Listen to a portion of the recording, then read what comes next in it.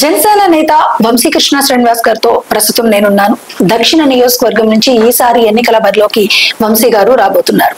మరి ఈ నేపథ్యంలో జనసేన పార్టీ నుంచి ఆయన జనసేన అభ్యర్థిగా మరి దక్షిణ నియోజకవర్గం నుంచి పోటీ చేయబోతున్నారు. అలాగే ఇక్కడ విశాఖపట్నంలో సుదీర్ఘకాలంగా మరి రాజకీయ ప్రస్థానం కొనసాగించారు. అసలు వంశీ గారు అంతరంగం ఏంటి, అలాగే ఈ ఎన్నికల బరిలోకి వెళ్తూ ప్రజాసేవ లక్ష్యంగా ఎలా ఆయన ముందుకు వెళ్ళబోతున్నారు, ఈ అంశాలకు సంబంధించి ప్రత్యేకంగా హెచ్ఎం టీవీతో ఎక్స్క్లూజివ్ గా మాట్లాడడానికి వంశీకృష్ణ శ్రీనివాస్ గారు ప్రస్తుతం అంతా ఉన్నారు. ఒకసారి ఆయన మొత్తం ఈ ఎన్నికల ఎజెండా కానీ లేకపోతే ఆయన ఏదైతే ఏ లక్ష్యంతో అయితే ముందుకు వెళ్ళబోతున్నారని కానీ అడిగి తెలుసుకునే ప్రయత్నం చేద్దాం. దక్షిణ నియోజకవర్గం నుంచి ఎన్నికల బరిలోకి దిగబోతున్నారు. సో ఏంటి సార్ మీ కాన్స్టిట్యున్సీ గురించి మీరు ఏం చెప్పాలనుకుంటున్నారు? మా నాయకులు పవన్ కళ్యాణ్ గారికి ప్రత్యేకమైన ధన్యవాదాలు. నాకు ఈ అవకాశం కల్పించినందుకు విశాఖపట్నం ప్రజల తరఫున మా ఫ్యామిలీ తరఫున నేను ప్రత్యేకంగా ధన్యవాదాలు తెలియజేస్తా ఉన్నా. పవన్ కళ్యాణ్ గారు ఏదైతే ఒక గోల్తో నాకు ఇచ్చారో దానికంటే రెట్టింపు సహా పనిచేసి ఆయనకి నేను ఈ సౌత్ని గిఫ్ట్గా ఇస్తాను. ఇవాళ విశాఖపట్నం ప్రజలకి నేను ఎంత సర్వీస్ చేస్తున్నాను నా గురించి ప్రతి ఒక్కరికి కూడా తెలుసు. సో ఖచ్చితంగా నన్ను గెలిపిస్తారని నమ్మకం నాకుంది. రానున్న రోజుల్లో సౌత్ నియోజకవర్గ ప్రజలకి సేవ చేసే అవకాశం నాకు ఇస్తారని నమ్మకం నాకు చాలా దృఢంగా ఉంది. అక్కడ పవన్ కళ్యాణ్ గారి ఫ్యాన్స్ కానీ, మెగా ఫ్యాన్స్ కానీ, అలాగే తెలుగుదేశం పార్టీ నుంచి మరి బాలయ్య ఫ్యాన్స్ కానీ, అందరూ కూడా అక్కడ ఎక్కువ ఉంటారు. యూత్ అందరూ కూడా ఫుల్ సపోర్ట్ ఉంది. అలాగే ప్రజలకు కూడా ప్రతి ఒక్క సామాజిక వర్గానికి కూడా నేను బాగా పరిచయాలు ఉన్నాను కాబట్టి నాతో ప్రతి ఒక్కరు ఒక ఫ్యామిలీ మెంబర్ ఉంటారు కాబట్టి సౌత్ నాకు చాలా బాగుంటుంది, అందులో డౌట్ లేదు. ఖచ్చితంగా గెలిచి గిఫ్ట్ ఇస్తారని తెలియజేస్తాం. మరి ఎన్నికల ముందు విభేదించి జనసేన పార్టీలోకి రావాల్సి వచ్చింది, కానీ మీకు అక్కడ మిమ్మల్ని బాధ పెట్టిన అంశాలు ఏంటి, అలాగే జనసేనలో మిమ్మల్ని ఆకర్షించిన అంశాలు ఏంటి? బాధ పెట్టడం అంటే బాధ పెట్టడం కాదని, నేను ఫౌండర్ నండి విశాఖపట్నంలో వైఎస్ఆర్ కాంగ్రెస్ పార్టీకి. నేను అనుకోకుండా రాజకీయాలకు వచ్చిన తర్వాత నేను ప్రజారాజ్యం పార్టీ నుంచి పోటీ చేసి కొంచెం తక్కువ స్వల్ప ఓటుతో ఓటమి చెందడం జరిగింది. అప్పటి నుంచి ఇప్పటికి నేను ప్రజాసేవలో ఉన్నాను. అయితే నేను ప్రత్యక్ష రాజకీయాలకు ఉండాలి అనే కోరిక నాకు మొదటి నుంచి ఉంది. అయితే అలా కాకుండా ఆయన కొంతమంది మాటని నాకు ఎమ్మెల్సీ ఇచ్చి పక్కన పెట్టడం జరిగింది. నాకు అలాగ ఇష్టం లేదు. నేను ప్రత్యక్ష రాజకీయాల్లో ఉండి ప్రజలకు సేవ చేయాలనుకుంటుంటే ఒక డమ్మీగా నన్ను పక్కన కూర్చొని పెడితే ఒకరికి ఉద్యోగం చేయలేము, ఒకరికి ఎటువంటి హెల్ప్ చేయలేము, ఎటువంటి డెవలప్మెంట్ లేదు, ఒక ఫండ్ ఉండదు, దానికి ఏమి ఉండదు. ఏదో శాలరీ తీసుకోవడం, డ్యూటీకి వెళ్ళినట్టుగా రావడం తప్ప ఎటువంటి ఇది లేదు దానికి. అందుకని చెప్పేసి నేను ప్రత్యక్ష రాజకీయాలకు ఉండాలని చెప్పేసి నాకు జగన్మోహన్ రెడ్డి గారు ఇచ్చిన ఒక్క హామీని కూడా నాకు నెరవేర్చలేదు.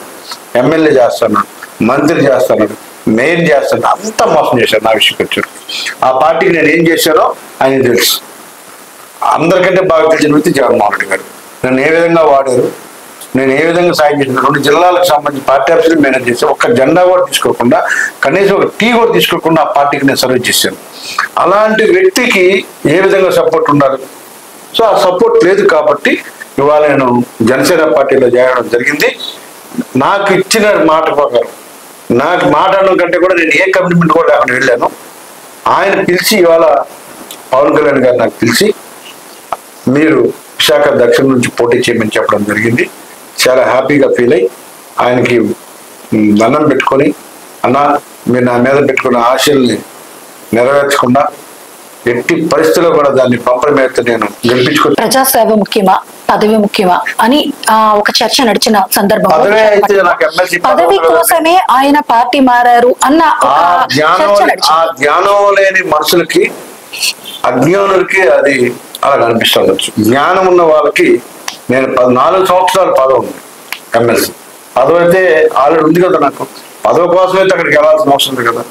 నాకు ఫస్ట్ నుంచి అభిమానమైనటువంటి హీరోలు, మెగా ఫ్యామిలీ నాకు అటాచ్మెంట్, ఇవాళ నన్ను మళ్ళీ బ్యాక్ అక్కడికే పంపించాను. చాలా పార్టీలు నన్ను అడిగారు రమ్మని, ఎక్కడికి వెళ్ళలేదు. నేను పార్టీ మారిన ఫీలింగ్ కూడా నాకు లేదు. ఎందుకంటే పార్టీ ప్రజారాజ్యం పార్టీ క్లోజ్ అయింది కాబట్టి నేను ఇంకో పార్టీకి వెళ్ళాను, మళ్ళీ బ్యాక్ దానికి వచ్చాం, అంతే తప్ప నేను పార్టీ మారిన ఫీలింగ్ కూడా నాకు లేదు.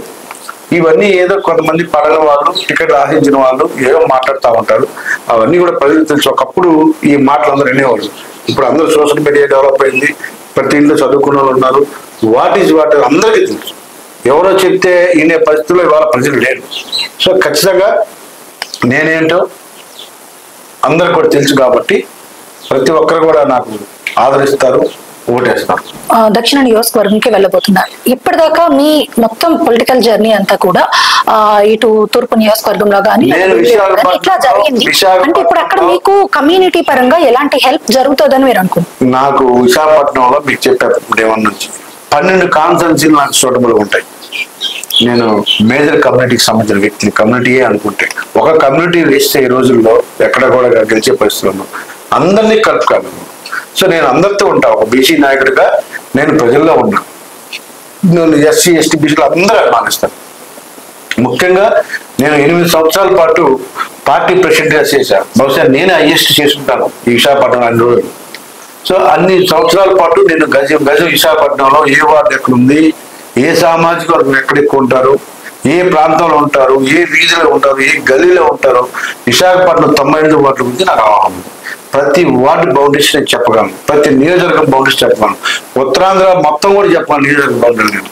సో నాకంటే ఎక్కువ అనుభవం కానీ నాకంటే ఎక్కువ గ్రౌండ్ రియాలిటీ తెలిసిన వాళ్ళు ఇక్కడ ఎవరు ఉండకపోవచ్చు. నేను బైకుల మీద డోర్ టు డోర్ తిరిగినటువంటి వ్యక్తి నేను. విశాఖపట్నంకి ఒక చారిత్రక ప్రామాణికమైన నియోజకవర్గం.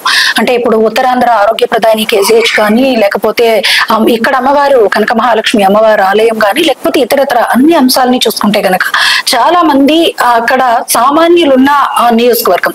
సో వాళ్ళ సమస్యలు ఏళ్ల తరబడి అక్కడ ఎప్పుడు కూడా అక్కడున్న ప్రతి నాయకుడికి వెల్కమ్ చెప్తూనే ఉన్నాయి. అవి పూర్తి స్థాయిలో పరిష్కారం కావటం లేదు. సో మీ ముందున్న సవాల్స్ ఏంటి? మీరు ఎలా పరిష్కరించే దిశగా ముందుకు వెళ్ళిపోతున్నారు? చారిత్రాత్మక ప్లేస్ అని తెలుసు, పోర్ట్ కూడా అందులో ఉందని తెలుసు. ఆ పోర్ట్ లో అటు క్రైస్తవ మతం కావచ్చు, హిందూ మతం కావచ్చు, ముస్లిం మతం కావచ్చు, అన్ని కూడా ఆ కొండ మీద 3 ఉన్నాయి. అలాగే మీరు చెప్పిన కనమహాలక్ష్మి అమ్మ టెంపుల్ కానీ, మరి ఇస్కొండ సత్యనారాయణ స్వామి టెంపుల్ కానీ, మరి ఇంకన్నీ ఆల్మోస్ట్ అతి పురాతనమైనటువంటి బెల్లం వినాయకుడు కానీ అన్నీ అక్కడే ఉన్నాయి. అవన్నీ మేము నిత్యం వెళ్ళవే, అవన్నీ చూస్తున్నవే, అవన్నీ మాకు తెలిసినవే. నేను డోర్ టు డోర్ తిరిగి ఉన్న ప్రతి చోట, ప్రతి ఏరియా నాకు ఐడియా ఉంది. అక్కడ ఉన్నటువంటి నాయకుల్లో 50% గ్రౌండ్ నేను తయారు చేసినలా ఉంటాను, అటు ఏ పార్టీ అయినా. సో నాకు అక్కడ అలాంటి ఇబ్బందులు ఏమి లేవు, చాలా హ్యాపీగా ఉన్నాను. అందరూ కూడా నన్ను అందరూ అభిమానిస్తారు. నాకేమి ఇబ్బందులు కూడా ఏమి లేవు, ప్రశాంతంగా. సార్, అంటే ఇప్పుడు మీరు కూటమితో ప్రయాణం చేయబోతున్నారు. అంటే బీజేపీ, టీడీపీ, జనసేన ఈ కూటమితో ప్రయాణం చేయబోతున్నారు. గతంలో మీరు వైసీపీ పార్టీలో ఉన్నప్పుడు ఈ నాయకులందరితోనే కూడా కొంత విభేదించిన పరిస్థితులు ఉన్నాయి. సో ఇప్పుడు ఈ కూటమిలో మీకు ఎలాంటి పరస్పర సహకారం ఉంటుందని అనుకుంటున్నారు? అలాగే ఇప్పుడు మీ నియోజకవర్గంలో ఉన్న నేతలతో మీకు ఎలాంటి? అందరూ సహకరిస్తారని నాకు ఎవరు ఇబ్బంది పెట్టరు. ప్రతి ఒక్కరు కూడా సహకరిస్తారు. నాకేం ఇబ్బంది లేదు, నేను ప్రశాంతంగా ఉన్నాను. ప్రతి ఒక్కరు కూడా నా మంచితనం, పవన్ కళ్యాణ్ ఉన్నటువంటి అభిమానంతో టికెట్లు ఆశించిన కానీ ఎవరైనా సరే నా అప్పుడు సపోర్ట్ చేస్తున్నప్పుడు నాకు. విశాఖపట్నంలో ఒక పేరుంది, స్నేహశీలి, అలాగే మంచి మృదు స్వభావి, అలాగే స్ట్రైట్ ఫార్వర్డ్ గా మాట్లాడే ఒక తత్వం ఉన్న వ్యక్తి, ఇది కూడా ఉంది. సో మీరు యథార్థంగా కొంతమంది నాయకుల మీద మీరు విమర్శలు అంటే స్ట్రైట్ గా చేస్తున్నారు. సో ఈ పరిస్థితుల్లో అంటే రాజకీయాల్లో కొంత సాఫ్ట్ నేచర్ కూడా అవసరమే. సో మీరు ఇక్కడ ఈ పొలిటికల్ జర్నీ చేసిన నేపథ్యంలో ఇప్పుడు వస్తున్న ఎలక్షన్స్ లో ఇంకా చాలా సవాళ్ళని ఎదుర్కోవాల్సి ఉంటుంది. సో మీ పొలిటికల్ జర్నీని మీరు ఎలా ప్లాన్ చేస్తారు? మీరు చెప్పింది కరెక్ట్ అండి. మంచి పేరు మీరే చెప్పారు, సౌమ్యుడని మీరు చెప్పారు. ఖచ్చితంగా కోర్టు పట్టుకెళ్ళేది ఏమి ఉండదండి. ఉన్న రోజులు అన్ని ఆవేశపడతాం, అదంటే ఇదంతా. ఉన్న రోజు హ్యాపీగా ఉండాలన్నా ఇది దేవుడు అవకాశం ఇచ్చాడు కాబట్టి మనం సర్వీస్ చేయాలనుకుని వచ్చాం.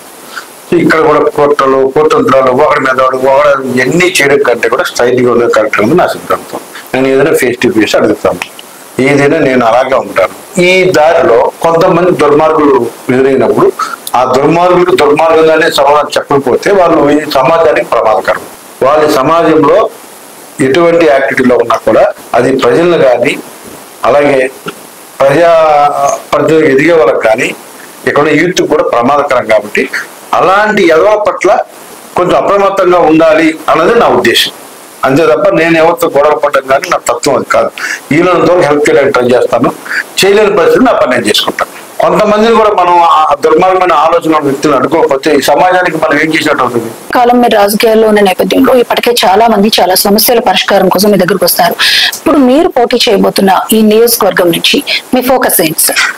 ముఖ్యంగా ప్రాంతాలు ఎక్కువ కూడా ఈ ఆర్చీలు, కమ్యూనిటీ హాల్స్, రోడ్లు, డ్రైనేజ్, కాలుష్యం ఇలాంటివి మేజర్ గా ఉన్నాయండి.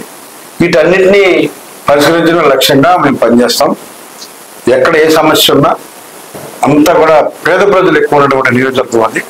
ఖచ్చితంగా నా కోరిక కూడా పేదలకు సపోర్ట్ చేయాలని నా కోరిక కూడా ఎక్కువ కాబట్టి ఆ ప్రాంతాన్ని డెవలప్ చేయడం లక్ష్యంగానే పనిచేస్తాం. అంటే విశాఖపట్నంలో ఇప్పటికే చాలా అభివృద్ధి చెందుతున్న ప్రాంతాలు, శివారు ప్రాంతాల్లో గానీ గ్రోత్ రేట్ అనేది చాలా ఎక్కువగానే కనిపిస్తుంది. క్యాపిటల్ సిటీగా కూడా దీన్ని చూస్తున్నారు ప్రస్తుతం విశాఖపట్నంలో అందరూ కూడా. కానీ మీరు కంటెస్ట్ చేయబోతున్న ఆ నియోజకవర్గం వరకు మాత్రం అది ఇప్పుడు ప్రస్తుతం వెనకబడుతుందంటే క్యాపిటల్ సిటీగా మీరు చేయాలనుకుంటే ఎట్లా అంటే మీ ప్లానింగ్? గ్రీనరీని పెంచడమేనండి. గ్రీనరీని పెంచడం, డ్రైనేజ్ సిస్టమ్ పెంచుకోవడం, మౌలిక సదుపాయాలు కల్పించడం, ఈ 3 చేస్తే ఆటోమేటిక్ గా అవుతుంది. ఇప్పుడు ఆల్రెడీ ఆ ప్రాసెస్లు అవుతా ఉన్నాయి బాగానే. ప్రైవేటు బెర్తలు ఇవ్వడం వల్ల, ప్రైవేట్ వాళ్ళు ఎక్కడ వాటరింగ్ చేయడం వల్ల, పొల్యూషన్ గురించి, అలాగే ఒక పెద్ద వాల్ నిర్మించడం వల్ల, రకరకాల యాక్టివిటీస్ చేయడం వల్ల అది బాగుంది, ఎటువంటి ఇబ్బంది లేదు. సో చాలా ఇంకా మనం చేయడానికి అక్కడ పోర్టు వాళ్ళు చాలా చర్యలు తీసుకుంటా ఉన్నారు. ఇంకా మనం ఎంతవరకు బెటర్ చేయగలిగితే ఆ విధంగా బెటర్ గా చేసి ఆ ప్రాంతాన్ని బాగా డెవలప్ చేయడం నా ఇష్ట ప్రయత్నం చేస్తాను. సార్, ప్రస్తుతం ఎన్నికల మూడ్ లోకి మొత్తం ఏపీ ప్రజలంతా కూడా వచ్చేసారు, అలాగే నాయకులు కూడా వచ్చేసారు. ప్రస్తుతం మనం ఎన్నికల సంగ్రామంలో వచ్చేసినట్లుగానే చెప్పొచ్చు. ఈ పరిస్థితుల్లో చాలా ప్రలోభాలు జరుగుతున్నాయి అన్న విమర్శలు ప్రత్యేకంగా వస్తున్నాయి. అలాగే నాయకులు కూడా రాజకీయ విమర్శల స్థాయిని పెంచారు. సో మనం ఇదంతా చూసుకుంటే ఆల్రెడీ ఎన్నికల మూడ్ లోకి వచ్చేసిన తర్వాత మీరు జనసేన నుంచి ఇప్పుడు పోటీ చేయబోతున్నారు కాబట్టి, అంటే మీ నియోజకవర్గ ప్రజలకు కానీ లేకపోతే విశాఖ ప్రజలకు కానీ ఏం చెప్పాలి? విశాఖపట్నం ప్రజలకి నేను చెప్తాను ఒకటేనండి, విశాఖపట్నంలో పుట్టడం పెరగడం అదృష్టంగా మనం భావించాలి. ఇది ఒక ప్రకృతి అందాలకి నిలయం. ఈ ప్రపంచంలో ఎక్కడ లేనటువంటి ప్రకృతి అందాలు విశాఖపట్నంలో ఉన్నాయి. ఒక్కసారి విశాఖపట్నంలో చూసిన వాళ్ళు మళ్ళీ వదిలి వెళ్ళాలని కోరిక వరకు కాలేదు. సో ఇక్కడ దాదాపుగా ఉమ్మడి జిల్లాలో 120 కిలోమీటర్లు 130 కిలోమీటర్లు బీచ్ ఉంది. ఆ బీచ్ డెవలప్ చేసుకోవాలి, టూరిస్ట్ హబ్ గా చేయాలి. అలాగే చాలా హిల్స్ ఉన్నాయి. ఆ కొండ మీద మనం చూసాము ఐటీ హిల్స్, ఐటీని ఎలా డెవలప్ చేశారు, హిల్స్ మీద చూసాం మనం. అక్కడ పూర్తి స్థాయిలో ఒక ఐటీ హబ్ గా చేసి ఒక ఆర్థిక రాజధానిగా చేయాలన్నదే నా కోరిక. అటు టూరిస్టులు, ఇటు సాఫ్ట్వేర్, ఈ రెండుని సమానంగా డెవలప్ చేస్తే ఇండియాకి ముంబై ఏ విధంగా ఉందో ఈ ఆంధ్ర రాష్ట్రానికి కూడా విశాఖపట్నం అలాగే ఉంటుంది. ఈ ఆంధ్ర రాష్ట్రంతో పాటు దేశానికి కూడా తనమానకంగా విశాఖపట్నం ఉంటుంది. ఎందుకంటే ఇక్కడ తూర్పు నావికి సంబంధించి మొత్తం ఎయిర్ బేస్లు కానీ మొత్తం ఏ విధంగా కావాలో నావికి ఆయిపొట్టి ప్రాంతం, అటు సెక్యూరిటీ పరంగా ఎటు చూసుకున్నా కూడా సేఫ్. సో ఈ విశాఖపట్నం సిటీ డెవలప్ అయితే ఈ రాష్ట్రం అభివృద్ధి జరిగినట్టే. ఒక అద్భుతమైన సిటీగా దీన్ని తయారు చేసుకోవచ్చు. ఆల్రెడీ రోడ్లు కానీ అన్ని బాగుంటాయి. ఇంకా బాగుండే విధంగా కొన్ని కంపెనీస్, ఈ సిటీ మెట్రోపాలిటన్ సిటీ కాబట్టి ఇంకా సిటీ బాగా డెవలప్ చేసుకోవడానికి ఇటు అనకాపల్లి నుంచి అటు విజయనగరం వరకు కూడా సిటీ డెవలప్ అయిపోయింది. చాలా అవకాశాలు ఉన్నాయి కాబట్టి మా శక్తివంతులు లేకుండా ఈ ప్రాంతంలో యువతకి ఎంప్లాయ్మెంట్ మేజర్ గా జనరేట్ చేయడమే లక్ష్యంగా మేము పనిచేస్తాం. సార్, మీరు మొదట చెప్పినట్టుగా ఈసారి సీట్ల పంపకం గాని లేకపోతే ఇవన్నీ గనక గమనిస్తే గనక ఖచ్చితంగా గెలుపు అవకాశాలున్న అభ్యర్థులకు మాత్రమే ఆ తరహా ప్రక్రియ జరిగింది అన్నది ప్రధానంగా వినిపిస్తుంది ఎన్నికల మూమెంట్ లో. సో ఇది మనం చూస్తే గనక మీరు గెలిచి గిఫ్ట్ గా నేను పవన్ కళ్యాణ్ గారికి ఈ నా విజయాన్ని అందించబోతున్నాను అనేది మీరు చాలా ధీమాగా చెప్పారు ఇప్పుడు దాకా చూస్తే గనక. కానీ కొంత అసంతృప్తులు కూడా అన్ని పార్టీల నుంచి కూడా బయటకు వస్తున్న సందర్భం మనం చూస్తున్నాం. చాలా సీనియర్స్ లీడర్స్ కూడా ఇప్పుడు కొంత అసంతృప్తి, అంటే మైగ్రేటెడ్ లీడర్స్ కి త్వరితగతిన పదవులు ఇచ్చారు, ఇది సిద్ధాంతాలకు విరుద్ధంగా అని కూడా కొంతమంది కామెంట్స్ చేస్తున్నారు. సో ఈ పొలిటికల్ కామెంట్స్ ప్రతి ఒక్కరు ఆశించిన వాళ్ళు ప్రతి ఒక్కరు కూడా కామెంట్ చేస్తూ ఉంటారు. కొన్ని 2-3 రోజులు అలా ఉంటాయండి. ఖచ్చితంగా వాళ్ళు కూడా కలుపుకొని ప్రతి ఒక్కరు ప్రతి చోట ఉన్నాయి, ఇవి కలుపుకొని అందరు వెళ్తారు. అందరికీ సీట్లు కొంతమందికి వస్తే రానప్పుడు కొంచెం ఉంటాయి, చాలా పదవులు ఉంటాయి. కాబట్టి ఆ పదవులు ఇవ్వడానికి పార్టీ అధికారంలో ఉన్న తెలుగుదేశం పార్టీ ఎవరైతే ఉన్నారో చంద్రబాబు నాయుడు గారు కావచ్చు, లేకపోతే మా పవన్ కళ్యాణ్ గారు కావచ్చు, ఏ పార్టీకి సంబంధించిన వ్యక్తుల్ని వాళ్ళు బొజ్జింపులు కామన్ చేయలేకపోయి ఏదో వాళ్ళ స్థాయిలో వాళ్ళు చేస్తామని హామీలు ఇస్తారు. సో ఖచ్చితంగా అది వాళ్ళ స్థాయిలో వాళ్ళు చూసుకుంటారు. కింద గ్రౌండ్ లెవెల్ ఏదైనా చిన్న చిన్నవి ఉంటే మేము మా ప్రాంతంలో మేము చూసుకుంటాం. సో అల్టిమేట్ గా ఇప్పుడు ఉన్నవి కొత్తగా అయితే ఏం కాదు కాబట్టి సో 100% అందరిని కలుపుకొని అద్భుతమైన ఎలక్షన్ అయితే మేము చేస్తాం. Thank you sir.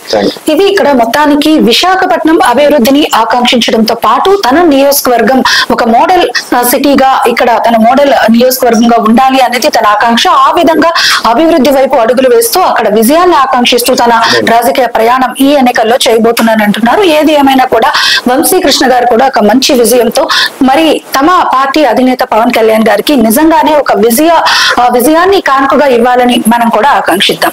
Video journalist అనిల్తో అనురాధ, విశాఖపట్నం.